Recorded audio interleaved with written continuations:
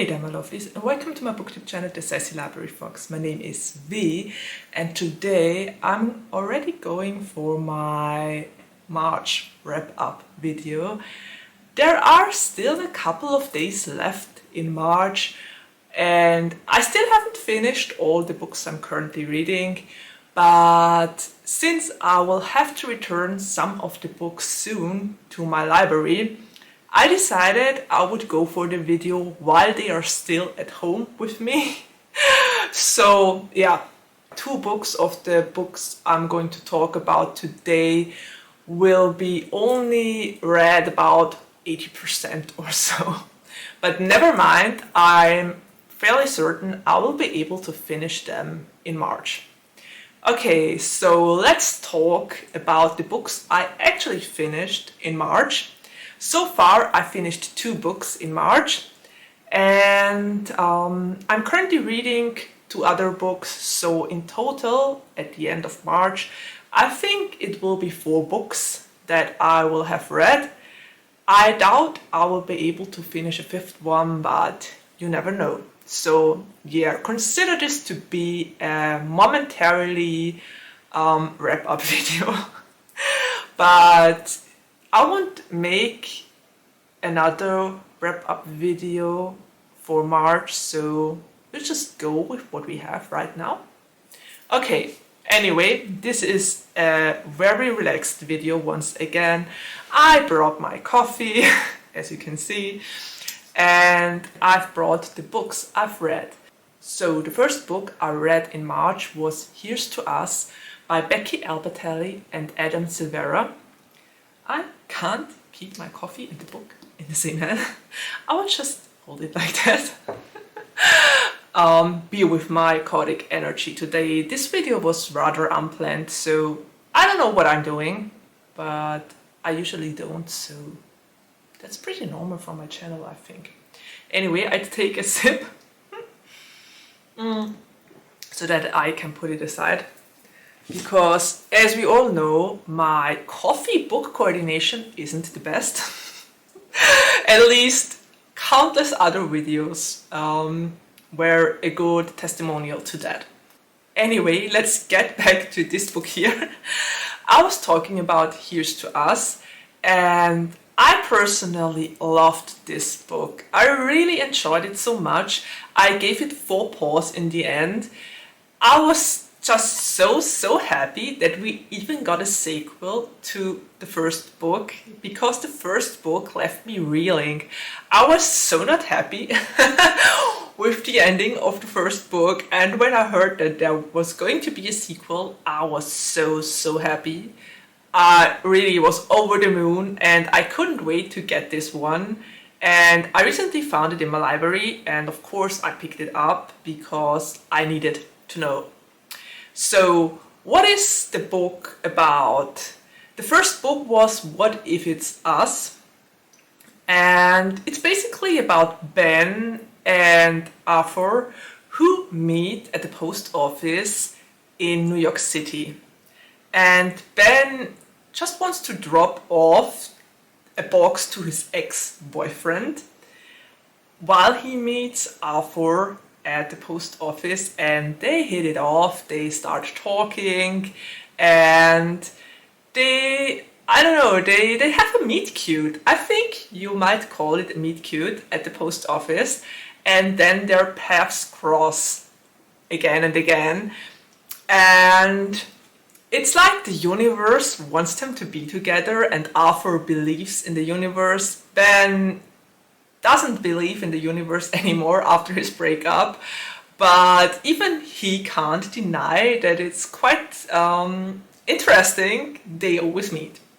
So what happens in the first book is that those two fall in love and start a relationship over the summer, and that's not a spoiler because it's basically written on the blurb of the first book, and since it's a romance you can already gather this from the blurb, basically. Anyway, that was the first book, and the second book plays years after, and we get to see Ben and Arthur again, and Well, I guess I can't say any more about this book because, quite honestly, if I would tell more about this book, I would spoil you for the first book, and I don't want to spoil you for the first book. So this will have to suffice. Yeah, sorry, I can't say a lot about this book, but I personally loved it, and I'm such a fan of Dylan and Samantha, Ben's besties, or rather, Dylan is Ben's bestie, and Samantha is the girlfriend of his bestie. But Dylan is such a hilarious character. I just love this boy so much. I already loved him in the first book. He was hilarious. The way Dylan thinks is just, get yourself a bestie who's like Dylan. But yeah, I loved to see him in this book here once again, and I loved to see Ben and Arthur, and it was just so nice. It was really nice to dive back into this world and to spend more time with the characters. And yeah, I can highly recommend reading the first book, and I can definitely recommend reading the second one as well. Okay, I think I managed to do this quite well without spoiling anything. Okay, so the second book I finished and read in March is Of Mice and Men by John Steinbeck. And I have rather mixed feelings about this story. I think the other Steinbeck book I read was East of Eden, and I really loved that one. As for Of Mice and Men, well, it's a Reclam book, and it was really easy to read. There are about 172 pages or so, so I was really quick when I read this one, and I was through it in no time. That's a plus side. If you want to read a short classic, I can totally recommend that one. For what it is about, well, it's basically about two guys. One of them is George and the other one is Lenny. They are workers in California. They move from farm to farm and help out there and gain some money. And they both want to have a farm together. But the problem is Lenny always gets them in trouble. Lenny is what you would call a special education kid. He definitely would have needed some help. He has a mental disability, and you can read this in the book. I found it very interesting because you definitely have the signs there. For instance, Lenny is huge and he has a lot of strength, and he isn't even aware of that strength. And that always gets him into trouble. And George always has to repeat everything he tells him. He repeats it again and again so that Lenny gets it. So for me, Lenny definitely would have been a special needs kid. At the time, this plays, I think it plays, or at least the book got out in 1937, I think. So at that time, special needs kids weren't even a thing yet. Not a lot of people understood that those kids and adults would have needed more support and more help than they got. But yeah, so anyway, Lenny and George go from farm to farm, and at the beginning of the book they just fled from a little town named Wheat because Lenny did something the other people at that town found to be strange and not decent. So they had to run, and they made it to another farm, and the entire book plays on that farm. And at that farm there happen some things that lead to a rather sad ending. I could already guess where this was heading right at the beginning of the book.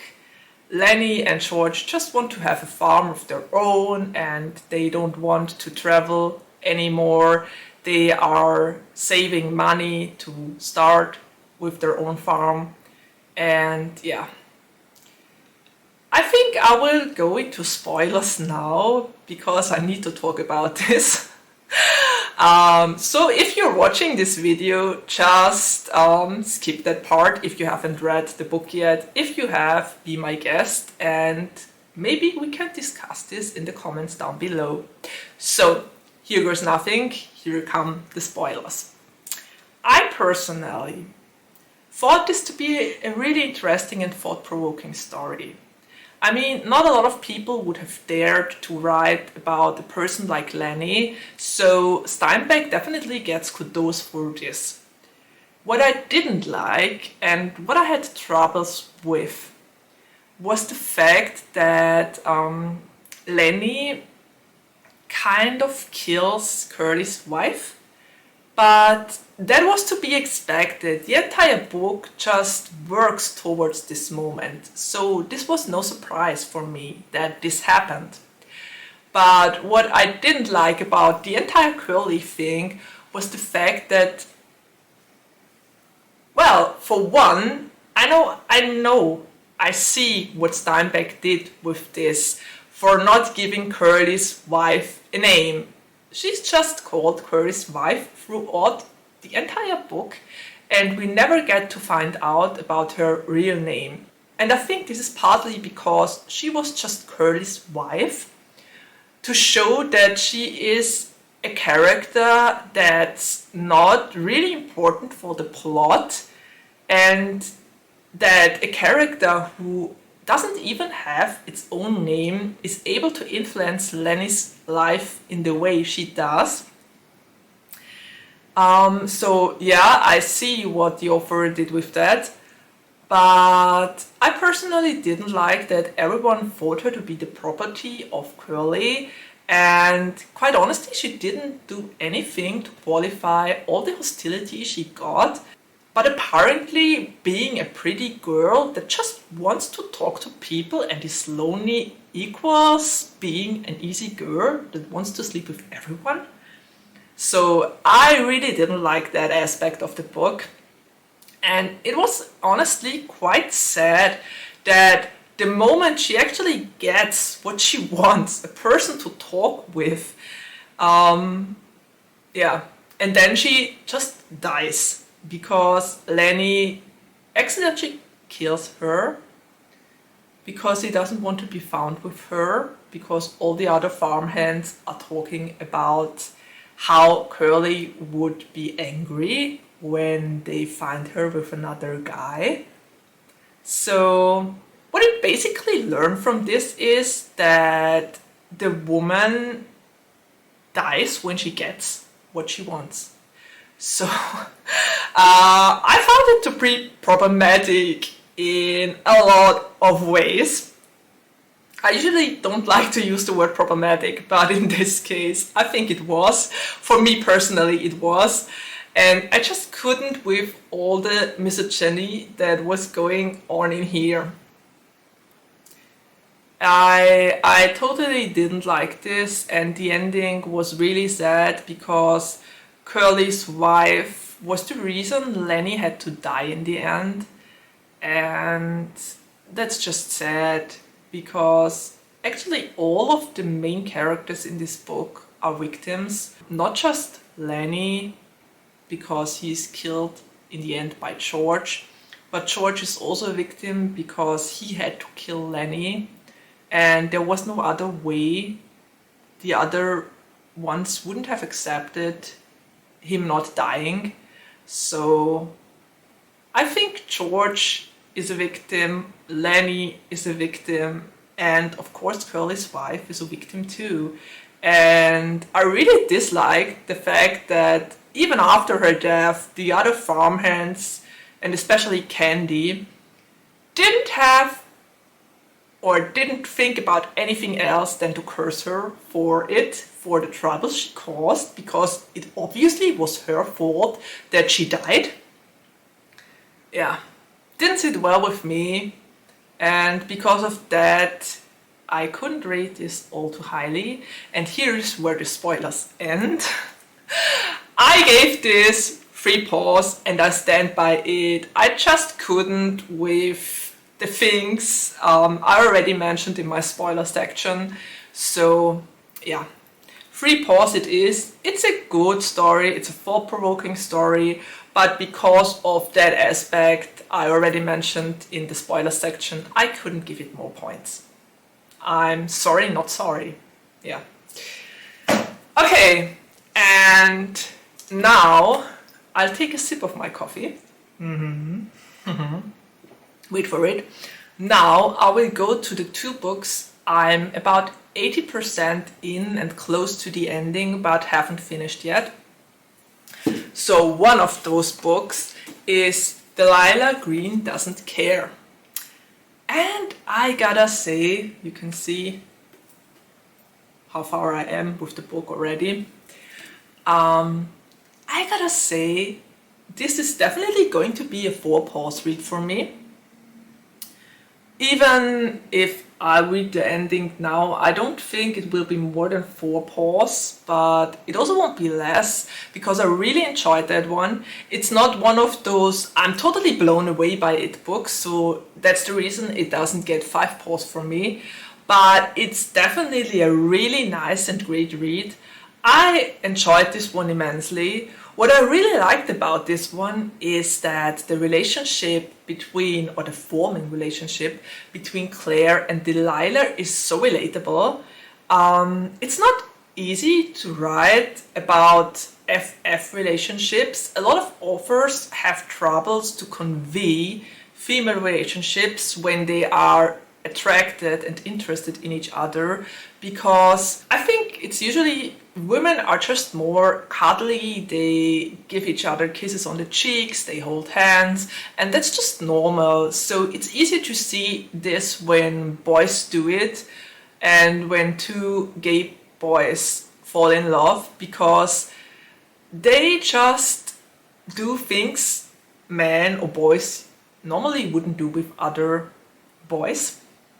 So I think I'm explaining this really badly, but I think it's more obvious when two boys fall in love than when two girls fall in love, because you would expect two girls to hug and to cuddle, and you generally, or people generally, don't expect boys to do that. I think that explanation didn't get any better. But anyway, I hope you get what I'm talking about and what I mean. Anyway, I was such a fan of the way the relationship between those two women was portrayed, because they are both of those women in the book, Delilah as well as Claire, are both older semesters, or above 30, I think, so not young adult or teens, which was really nice for a change to get an adult representation and to get two adults that know what they have, what they can do and what they can't do, and that are pretty stable in their personality, that already accepted that they are lesbian or bisexual. So that was really nice for me to discover. And the other thing was that their relationship was portrayed really realistically. I loved the sexy scenes in this one because it worked so well for me. Those two, they tease each other, they make out, they have fun together, they just have those breathtaking, sexy, cute moments you usually just find in MM books. And I was really happy to see that this happened in this book in here as well, and that there are finally two female characters that are flirting and teasing each other and are extremely cute. I don't know, that's usually one of the issues I have with FF books, that the characters aren't as cute as the MM characters in book, but those two were definitely cute and I really liked that, and I was so happy about this representation. So yeah, 4 paws it is. I loved the way those two got to know each other. I loved the representation of Claire's child, because Claire is a single mom and she has contact with her ex Josh, but he doesn't have her daughter Ruby as often as she has. She is the main parent in that family and the main person Ruby goes to and lives at. So that was really nice that also the kid was present in the book. And yeah, I really liked Iris, Astrid's other friend as well. And I've seen that this is the first book in a trilogy, so apparently there are 2 more books, and one of them is about Iris, so I can't wait to read more of those books. If they are all as good with the FF representation as this one, I'm so down for it and so ready to read those books. And the second book I'm still currently reading, I'm about 82% into it right now, is the book I already started in February, namely The Three Musketeers. And I'm slowly making my way through that book. I think it's pretty interesting. So far, I really liked it. The Musketeers aren't exactly what I expected them to be quite honest. I still like Aramis the most because as much as I like the way Arthus thinks, there's some sort of detachment to him I don't like. I have a problem with the Three Musketeers and D'Artagnan in the way they treat their servants and how they go about things. Basically, what this book taught me is that the Three Musketeers all gamble, have their vices, drink a lot, don't treat their superiors well, and get away with it most of the time. And that they can't seem to be able to hold on to any money. They are really bad at, at keeping their finances in check. And they have a lot of affairs with married women.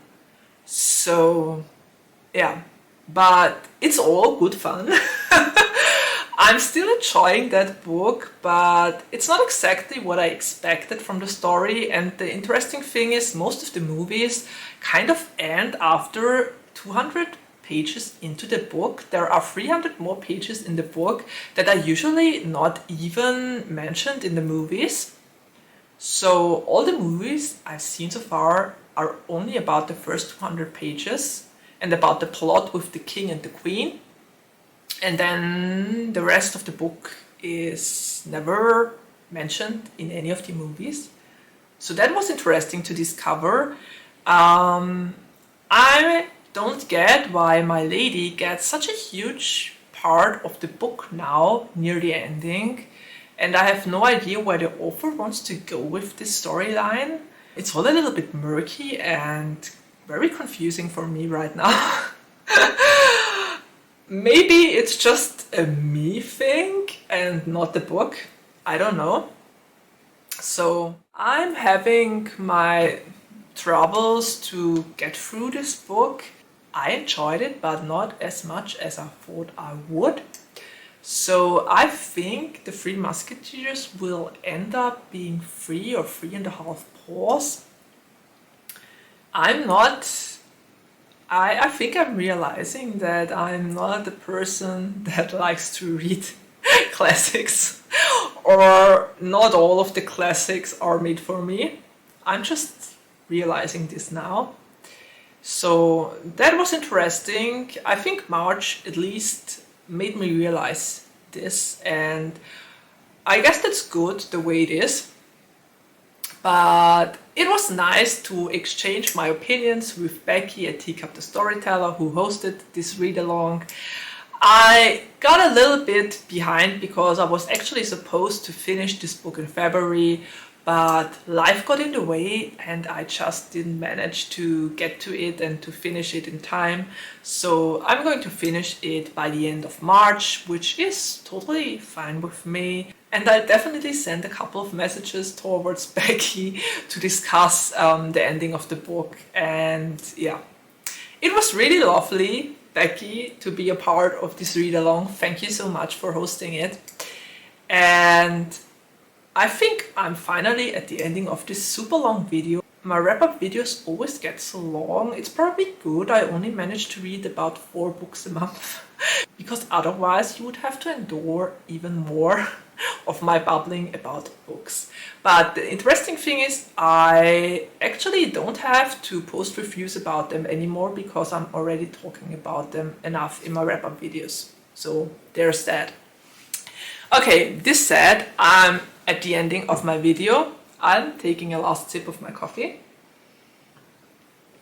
And I hope you enjoyed this wrap up. I'm very curious which books you read in March and if you managed to finish them, if there are still books you need to finish like me.